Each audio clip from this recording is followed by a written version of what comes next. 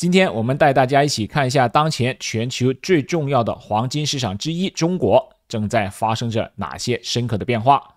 无论您是经验丰富的黄金交易员，还是刚刚开始关注黄金白银投资的小白朋友，今天的内容都将为您提供极具价值的洞察。我们今天分析的依据是来自全球最权威的机构之一世界黄金协会最新发布的2份重磅报告。第一份是2025年中国珠宝零售商洞察，它为我们揭示了消费端的趋势。第二份是中国黄金市场的月度更新，它给我们带来的是最新市场交易数据。我们将结合这2份报告，从消费到投资，从宏观到微观，为您全方位解读中国黄金市场的脉搏。首先我们来看第一份报告，2025年中国珠宝零售商洞察。这份报告的封面就点明了主题，黄金和月己消费仍然是关键。这预示着中国消费者购买黄金的动机正在发生改变。让我们翻报告的第4页来看一下图表1，中国上半年黄金首饰需求，支出增加，销量下降。这张图非常关键，它有2条坐标轴，左边是吨数，代表的是实物黄金的重量，右边是人民币，代表消费的总金额。大家可以看到，代表销量的柱子在2025年上半年降到了自2009年以来的最低点，只有194吨，但是代表消费总额的菱形标记却依然维持在1370亿人民币左右的高位，与2024年持平，距历史高点也并不遥远。这说明什么呢？这告诉我们一个核心事实，由于金价大幅上涨，人们购买黄金的克重变小了，但在每件商品上花的钱却更多了。大家买的件数或者克数在减少，但总支出并没有随之暴跌，这就是一个价涨量缩的典型市场。在同一页，图表2简单的展示了这一次调研的范围，涵盖了中国的1线、2、3线以及4线及以下的城市。这保证了我们看到的数据是全面而且具有代表性的。接下来我们翻到报告的第5页来看一下图表3。虽然有所下降，但黄金在中国珠宝行业中仍保持最大市场份额。这是一张堆积柱状图，对比了2024年和2025年上半年各类珠宝产品的销售收入贡献。我们可以清晰地看到，代表黄金首饰的黄色部分虽然从 66% 降到了 62%， 但依然占据着绝对的主导地位。更有趣的是，代表黄金投资产品，比如金条、金币的绿色部分，其份额从 11% 显著增长到 15%， 而钻石和铂金的份额则在萎缩。这个趋势表明，在高金价的背景下，一部分原本打算购买黄金首饰的消费者，可能因为价格的原因而犹豫，但他们对黄金的兴趣并没有消失，反而将目光转向了投资属性更强的金条和金币。黄金的金融属性正在零售端日益凸显。在图表3的右边是图表4，硬足金首饰表现强劲。这张图表显示的是在上半年有多少比例的零售商报告说某个品类的销售额实现了增长。排在第一位的是硬足金，有 32% 的零售商表示其销量增加了。紧接其后的是金条和金币，所谓的硬足金是一种工业创新，它能在不改变黄金纯度的前提下，大幅提高黄金的硬度，从而可以制作出更时尚、更复杂的款式，而且通常克重更轻。这个数据再次印证了消费者在高金价下更偏爱那种设计新颖、克重较轻、单价相对可控的黄金产品。我知道我的频道当中有不少黄金交易的高手，现在就有一个机会让大家一展身手了。今年亚洲地区最值得参加的交易赛事 Fastbook 亚洲黄金交易大赛正式开启了。这一次交易比赛的核心理念只有一句话：零风险，真奖励。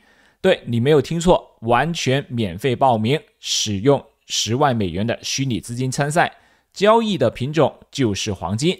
也就是说，你可以在真实的交易环境当中尽情的展示你的交易实力，完全不用担心亏损一分钱。而最精彩的部分就是前几名选手将赢得来自9000美元的奖池的真实实盘交易账号。你没有看错，是真实的资金账号。第一名可以获得3000美元，第二、第三名可以获得2000美元，第四、第五名可以获得各1000美元。报名只需要不超过1分钟，点击我视频下方的描述栏或者置顶留言的链接，马上注册，赶在10月27号截止之前抢先参赛。记住，这只是一场针对亚洲交易员的赛事，错过了这一次，你可能要再等1年了。如果你想证明你的交易实力，就别光看着了，现在就加入 Fastbook 的黄金交易大赛。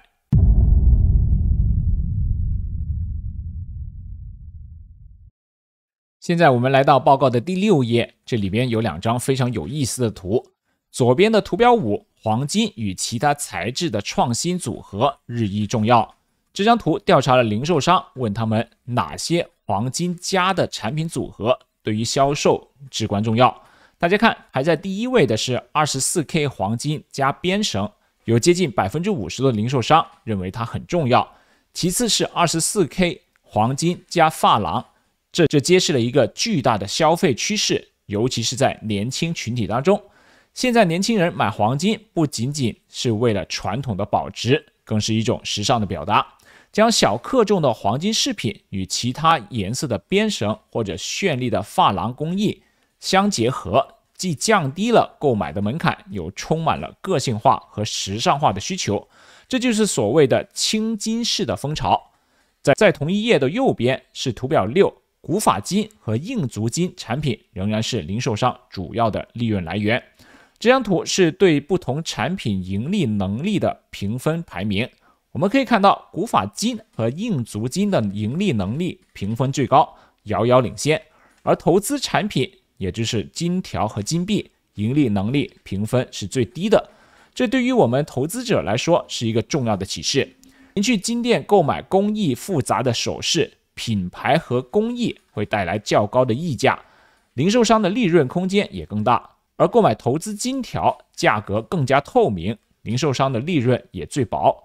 这意味着您购买的成本最接近实时的金价。我们继续翻到报告的第7页，左边的图表7，飙升的金价抑制了黄金产品的克重。这是一个环形图，显示了不同克重黄金产品的销售占比。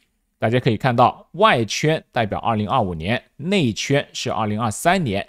小于10克的黄金产品，其销售份额从 37% 大幅增长到 45%， 而大于20克的大件产品份额则从 29% 萎缩到 26%。 再看下面的图表8，消费者的黄金首饰支出增加。这张图是按照消费金额区间来划分的。